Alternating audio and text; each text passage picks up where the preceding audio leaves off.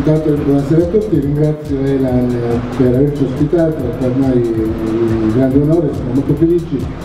La partnership con Elan è cominciata un paio di anni fa e andrà avanti da tutto il tempo. Noi siamo felici di ospitare l'Elan in Barcolana. In Barcolana sono 2000 barche, l'anno scorso oltre 100 barche erano Elan, quindi per questo noi crediamo che questa partnership, perché condividiamo poi lo stesso mare che è l'Adriatico, deve andare avanti.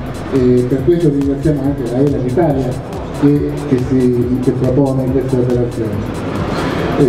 Cosa devo dire ancora? La Barcolana appunto è una grande regata, è una delle più grandi regate che ci sono in Europa, probabilmente la più grande come numero di partecipanti, e vi aspettiamo tutti quanti in Barcolana, spero di vedervi, i giornalisti anche soprattutto, perché è un grande evento, una grande manifestazione.